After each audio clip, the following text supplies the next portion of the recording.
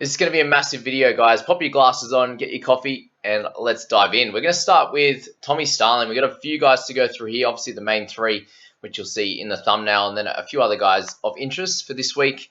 And yeah, we'll talk about a couple of other guys just briefly as well. But Tommy Starling, so things change now. We don't see Trevelyan on the bench. And now we need to see if Tom Starling is going to become a 60-minute player, or there's a chance of a 70 or an 80-minute role. And we'll have a look at what happens at different minute points in terms of his stats, and what he can achieve with, a fairly solid price with a price point in the 30s. So remember the 500k price point sits around that 40 or just under 40 point average. So we get him at a mid 30s, and is he going to be able to beat that? So what we see in our first two games, obviously, 74 minutes in that first game. He did have 6 missed tackles, which we'll have a look at as well as a bit of an anomaly. So he's played a lot of, obviously, games off the interchange, but even games where he's played big minutes in the hooking position, he hasn't had a game other than one in his whole career where he's had 6 missed tackles, for example. So that's obviously a little bit of an outlier for him. He had the 3 tackle breaks with 38 tackles. That's 44 points there with the 57. So pretty comfortably, 49 without those 6 missed tackles and the error. And obviously errors are not in his game as much either. He got the 57 minutes on the weekend, and just remember, guys, that the ball was dropped a lot by the Raiders. Obviously, a lot was happening in terms of tries being scored on the Cowboys side. So really, just not a lot of flow to this game. A lot of scrums, a lot happening there. So 33 tackles in 57 minutes will be a little bit low for him as well. So you can expect a lot of games, which we can see here. Obviously, these are in 80-minute performances in 2021, but anything over 40 tackles is very much a normal game for him. And then he has the ability to score tries and set up through the middle there with his speed. So that's some options there. You even see in games here with 53 minutes, he's got a 39, a 42, 39 again, 31 in 48 minutes. So these are all very low, lower minute games than he's gonna project for going forward with Hodgson out for the year. So be aware that he's priced in the mid 30s, and you should be at a minimum seeing a 5 to 10 point bump in his fantasy output, but the chance for him to score in the 50s, I think, is pretty high as well. Owned by 4.4%, and you get him at a mid price, and we're not exactly sure how many guys are going to be able to move from that mid-range tier into close to keeper territory or be able to make you a few 100k in that position. We haven't seen many at the start of this year that have that opportunity so far. So the majority of those mid-range or 550k guys haven't scored incredibly well, or they have a chance of maybe slightly increasing, or they're already a gun if they're in the centers, whether it be an Aitken or a Jack Bird, for example. So Tommy Starling has an opportunity to move into that territory, and if he gets close to 80 minutes, he's going to be pretty close to a must-have, I would say, for anyone who's thinking of doing really well in this league that Tommy has done in the past. If you want to have a look at a few more scores, obviously this is in 2020 as well, back end of 2021 off the interchange. There's some nice scores, 46, 42, obviously a 33, a 50 in those 55-minute efforts there. So that obviously rounds out to a nice average just over the 40 mark.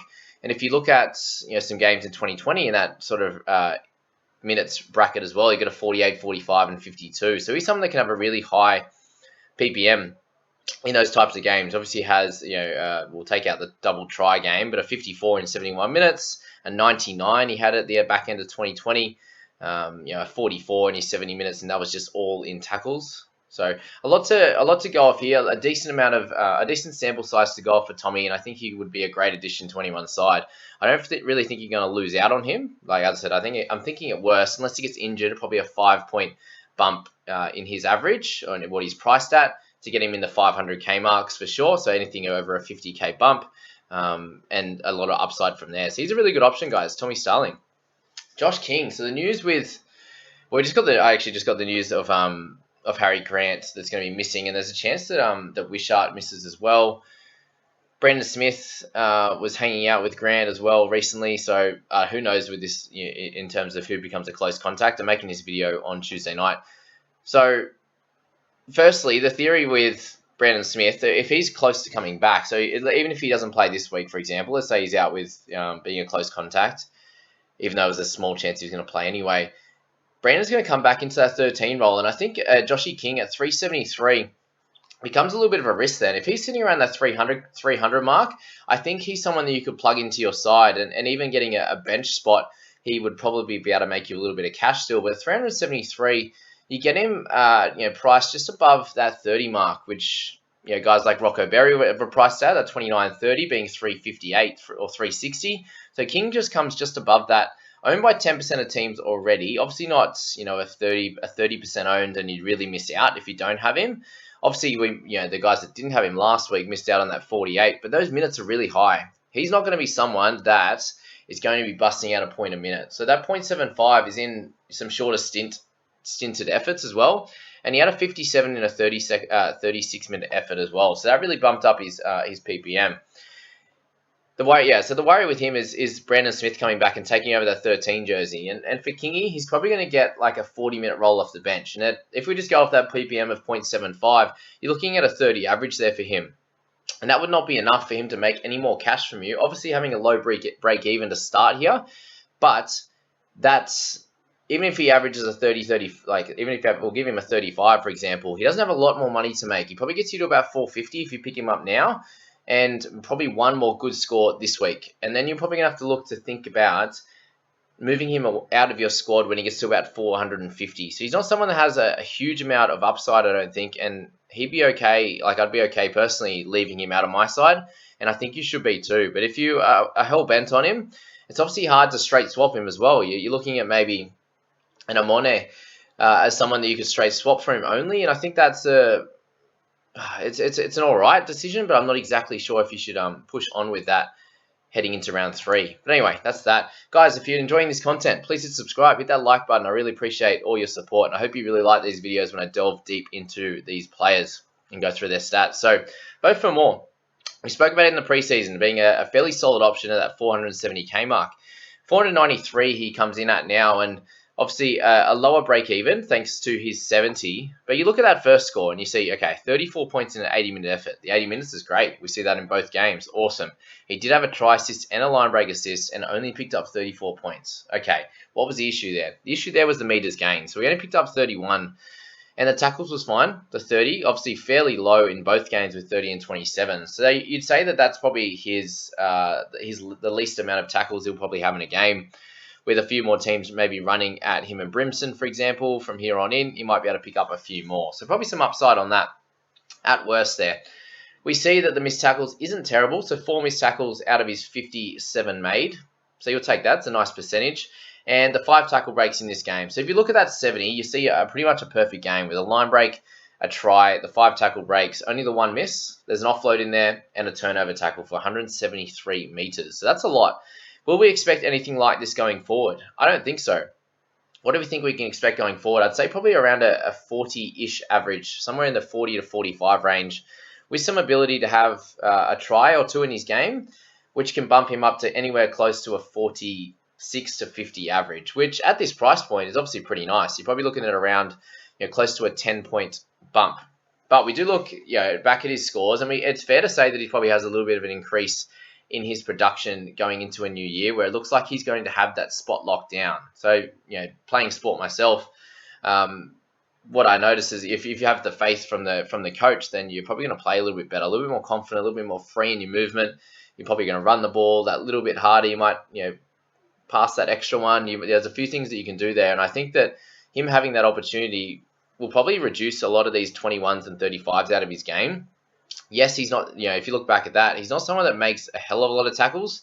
We have a 38 and a 37 game with a few misses, but most of the time he's around that high 20s. So it's something that could continue happening, but you also have to, play that fact that you think that there's a chance that he has some improvement in him. He's obviously a young fella and only played since the back end of 2020. So if he's seeing some natural improvement, look at his run meters, anywhere around the 100 mark would be somewhere to be fair. 27 tackles and maybe 2 misses would be also pretty fair. The 100 meters gained, probably a couple less tackle breaks, and maybe a try every 3 to 4 games. So if you think that's enough for you, and they're around that anywhere from 40 to 50 scores you're happy with, paying 500k or just under, then go for it. But other than that, I think he's someone that you could also just let through the keeper. If he's around the 400k mark, I think I'll be looking to push him into my side as well. Anywho, that is Fermor. Move on to tailor-made. Obviously, those first three guys were the ones I really want to focus on. And Taylor we can't talk about too much. He's sitting at 300k, and he's in the center position. So there will be an update in a bunch of rounds now, in about a month after, I believe, round 6. So we have 6, 12, 18, if I'm correct. Let me know if I'm wrong, guys. I haven't actually rechecked that. But he will end up with that wing fullback duel in that scenario. Really unfortunate that he has the center only, because he's going to be playing wing, and we, majority of teams need that wing fullback cover. I just don't. For me, the 300k is a little bit annoying. If you could straight swap him for a Sean Russell or something like that, if you have that little bit of extra, then I think he could be okay. But the issue is that he doesn't have that he doesn't have that wing fullback, I think, because most people have that center cover.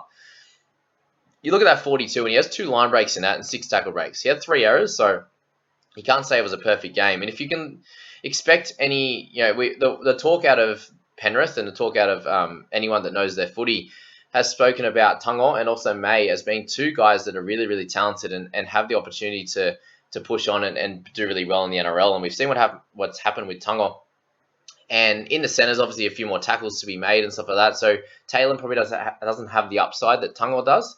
But I definitely see some upside for him at 300k. If you can straight swap him for one of those guys, I feel like he's a solid option. If you can't, if trading him in doesn't help you build up to someone else, if you're going, I'm on there to May, and then upgrading elsewhere, then that could be a decent option. But if you can't do that, I'd probably look to just hold off on him for a week or two. He's not going to go up too much in price. Even if he gets a 60, he's probably up around that 340, 350 mark, and you can still trade him in anyway if you think he's an absolute superstar. But what we do know from him is he's a really good player. But I would like to see it this week. It's probably going to be a tighter game against the Knights, who are actually flying. So that's Taylor May. Let's move to Blake Brailey and a 61.5 average over his first 2 games. He comes in at 625. So remember, guys, this is a very high average for his price. And what you're expecting from him, if you're picking him up straight out, is that he's going to turn into a keeper. Can he do that? I suppose that's the question on everyone's lips. In the first 2 games, he has a line break in each, and he has really high tackle numbers. Okay, so 3 misses in both is very, very very, very similar to the majority of games he's played so far. His meters gained have gone up a little bit in those 2 games, but if you look at even start of last year, he's somewhere around that 30 to 50 mark on a regular basis with the odd 60 and 70. If you look at those games where he actually ran the ball a fair bit, he's got a 55 and a 61. He has a 53 and a 55 for 2 games. He's run the ball a little bit when he's got the odd tackle break. So very interesting prospect if he runs the ball. What we're thinking about here and what you need to think about is if he's going to continue running the ball. And if he does, I think he becomes a solid option and a chance to become a keeper. My main worry with him is that being a smaller guy, does he end up what happening with his brother Jaden last year, having an absolutely incredible start to the year and then died away a little bit, faded away, started missing a few more tackles, started tackling less, getting into those extra tackles as much as possible, is very, very normal for these types of players that are pretty small. You can obviously see he's got a bunch of 34s, 38, 39, and a 36 and a 40 tackles at the back end of 2021. Where a few more games through the middle of 43, 46, 51. It's 56 in here, 49, 56. You can see that that's a natural progression across the season for a bunch of these guys. But again, what you're banking on here is that he's taken the leap as an improved player in a Shark side that's going to be really good. Right, that's the narrative you're playing. And do you think he can absolutely dominate? And that's the big question for Blakey going forward. Can you do it? I think you've got all the information as to if you think if you want to take that leap. I think it's definitely a leap of faith with Blakey. All right, we've got three more to go there. Jesse Arthars is someone I want to speak about. He obviously picked up a nice score in round 2. The question with him is Valea. Is he coming back to that center position? Jesse at a center and wing fullback combo is really, really nice there at 309k. Again, if you could straight swap, then he becomes maybe as much of an interesting option as Taylor May. That 37 in the first game had included no attacking stats. He had 20 tackles for 0 misses and 81 meters. So you can look at that and go, there's room for improvement here. Obviously, a couple of missed tackles would be in his game, which it has been in the past few years. He's not someone that is terrible at tackling, though. A bunch of games here, 28 for 1, 25 for 1 missed tackle as well. 17 for 2, 18 for 1, 29 for 1, 27 for 0. So he has someone that's a very solid base. And we spoke about him in the preseason, about someone that if he was to get some opportunities in attack, he could become a decent option. But I wouldn't be backing him to be scoring 37 plus every week. He doesn't have to score 37 plus to make some cash, given that he's priced in the mid to low 20s there. So the 309k, the dual position, maybe some chance to hold his spot if he continues to play well and defend really well like that, because Brailey is obviously really young, and he'll get some opportunities across the season, and they wouldn't need him to rush back and take over Jesse, who has played a fair bit more footy, going back to 2019 with the Titans there. So very interesting one. Again, you can probably wait a week or two, and you pick him up at 340 or something if you think he's going to continue to play gun. Anyway, Spencer Leniu. So we have a nice, obviously, really good score from him here with 31 minutes. So he had 23 minutes in the first game for 19. Yes, the extra minutes are probably there around that 30 mark, but will he be able to do this on a constant basis? We saw what happened last year. He had an awesome 38 minutes for 41, and then a bunch of low-minute games. And even he's had a 33 minutes before for 29. He looks, just as good as he did last year. I don't see much change in him. The motor needs to increase in him there. So 5.6% owned. Has some opportunities to do well, but at 346k, he needs to score in the 30s to make money, in the mid-30s, and I don't think he's going to be able to do that. So for me, he's probably a let that through to the keeper and go for some other guys potentially. I think King still probably a better option than Spencer at 30k more, even if the job security around his big minute role is probably only here for another week or two. So that's Spencer. And we'll move to our last one, guys. And just Toby Sexton is one I want to touch on because he has had a really, really good start. The 45 in first game was solid without being spectacular. I think he almost played better in that first game, especially in that first half. And this second game here, he had a couple of forced dropouts. He's obviously got the goals, which is really cool. The 26 tackles was a big improvement. They obviously sent a bit of traffic down his side. And is that going to be something that continues? He saw 24 tackles for 4 misses last year, a 20 for 3, and a 34 for 1. So he's someone that he's definitely going to have the ability to score well. He hasn't scored a try yet. He's only got the 1 try assist. So to still average 53 across those 2 games is obviously a big benefit to him. He has had a turnover tackle in the second game there and 2 in the first. So that probably drops away a tad. But definitely someone that I think should be on your radar as someone who has the potential to score really well and become a keeper in that half position, which a few blokes are actually dropping in their ability or their scores currently. So Toby's a very interesting one that I think you should keep an eye on. But anyway, that's my thoughts on all of those guys. We had 8 guys to go through, a very in-depth analysis. Let me know if you really enjoy this on a week-to-week basis. I'll just pick a bunch of different guys that I think should be on people's radars, or people that are, some different guys that people are asking me questions about. Just let me know, guys, and send me some more different questions on different guys if you haven't, if those haven't been answered yet in the comments, or also in the Discord would be great. But anyway, I hope you enjoy that, and we'll catch you in the next video, guys. Have a great day.